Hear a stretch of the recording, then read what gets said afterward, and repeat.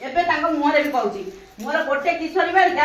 ଜାନୁଆରୀ ମାସରୁ ଖାଦ୍ୟ ପାଇଛି ସେ ତା ଖାଦ୍ୟ ନ ଦେଇକି ମତେ ନଭେମ୍ବରରେ ଦେଇଛନ୍ତି ହେଲା 14ଟା ଅଣ୍ଡା ଦେଇଛନ୍ତି 15ଟା ଦେଲେ ନଭେମ୍ବରରେ 14ଟା ଦେଲେ ଡିସେମ୍ବରରେ ଡିସେମ୍ବର 15ରେ ଆମେ ସମସ୍ତେ ଆସିଥିଲୁ ଅଣ୍ଡା ଫେରେଇଲୁ ତାଙ୍କୁ ମୁଁ ଭଲରେ ପଚାରିଲି ମୁଁ କହିଲି ଦେଖ ରୀନା ଦିଦି ଆମ ଭିତରେ ସମାଧାନ ହବ ତୁମେ ସତ କଥା କଣ ହେଇଛି ଆମକୁ ଏଇଠି କୁହ ଆମେ 4-5 ଜଣ ଆଇଥିଲୁ ମମତା ପୁହାଣ ଆସିଥିଲେ ଆମେ ଆସିଥିଲୁ 5-7 ଜଣ କିନ୍ତୁ ସେ କହିଲେ ମୁଁ କିଛି କରି ନାହିଁ ଆଉ ଗୋଟେ କିଶୋରୀ ବାଳିକାର 20 ମାସ ହେଲା ଅଣ୍ଡା ଖାଉଛନ୍ତି ଏପର୍ଯ୍ୟନ୍ତ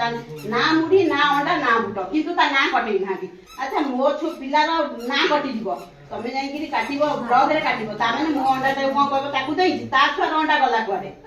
ବ୍ଲକରେ କଣ ପାଇଁ କାଟିବ ତାଙ୍କ ତ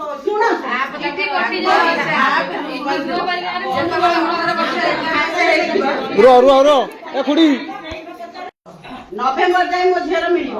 ଆଉ ଗୋଟେ ଝିଅର ଆରମ୍ଭ ହେଇଛି ସେ ଅନଲାଇନ କାମ ଆଇଲା ପରେ ମତେ ଦେଇଛନ୍ତି ତାକୁ କେହି କାଟିବେନି 10 ମାସର ଖାଇଲା ପରେ ଦେଇଛନ୍ତି ମୁଁ ଫୋନରେ ସିଟି କାଟିଛନ୍ତି ମ୍ୟାଡମ ଆସିକି ସମାଧାନ କରି ମତେ ଅଣ୍ଡା ଦେଇଛନ୍ତି ମ୍ୟାଡମ ଆପଣ ତ ସେଦିନ ଆସିଥିଲେ ସବୁ ଦେଖି ଆପଣ ଦେଖିଛନ୍ତି ଆମର ତ ଭାଇନା ସପନ ଭାଇନା ନାଇଁ ଭାଇନା ଏବେ ପୋଷ୍ଟିଂ କରୁନାହାନ୍ତି ଯାହା ସମାଧାନ ହବ ନା ନାଇଁ କାଇଁ ଟିକେ ରହିଥା ଆସ ଆସ ଦେଖିଛନ୍ତି ଆଖି ଆଗରେ ସେଇ କଥା ସେମାନଙ୍କ ଆଗରେ ଆପଣ ମ୍ୟାଡମ